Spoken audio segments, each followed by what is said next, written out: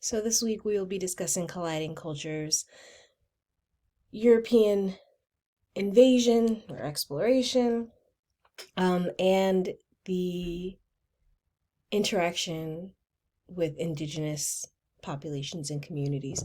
And so first we're actually going to be talking about Scandinavia. I want to start us off with like a little mini cartoon, right?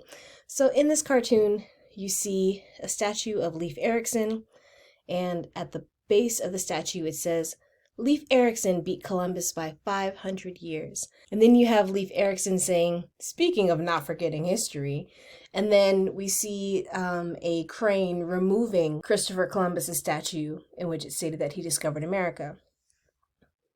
Why? Because you have Leif Erikson, who reached the Americas almost 500 years before Columbus did.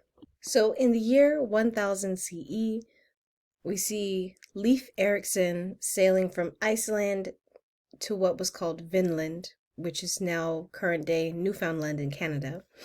And this was considered, at least as far as we know, the first European exploration to the Americas. Thorvald Eriksson's, who was Leif Erikson's brother, a couple years after sailed from Greenland to Newfoundland as well. And he died 2 years after in a skirmish with indigenous peoples. And then there was a third expedition a few years after that, in which you have the Vikings who encountered the Beotuks, who they called the Skrælings. And the Beotuks were interested in trading goods for weapons. However, the Vikings refused to sell them weapons. And they exchanged some goods, and the Beotuks came back a year later in larger number, and a skirmish ensued between the Vikings and the Beotuks. And the Vikings decided it was in their best interest to abandon the colony and return to Greenland. And so this was the first European settlement in the quote-unquote New World. And stories of this exploration were largely maintained via oral history, and therefore they were dismissed until about the early 1960s, when archaeologists found an overgrown house with ancient Norse tools at Les Almedos in Newfoundland. Scandinavia's engagement with the quote-unquote New World was quite brief. However, they were not the last Europeans to engage with the continent of North and South America, right?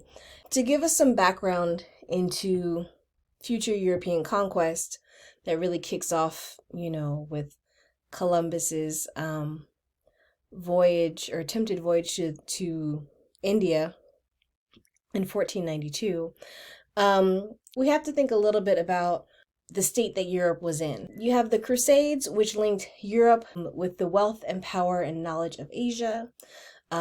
We see Europeans rediscovering or adopting Greek and Roman and Muslim knowledge. Also, this exchange of knowledge as well as goods inspired the Renaissance, but also fueled long-term European expansion and growth. We see Asian goods beginning to flood European markets, creating demand for new commodities. And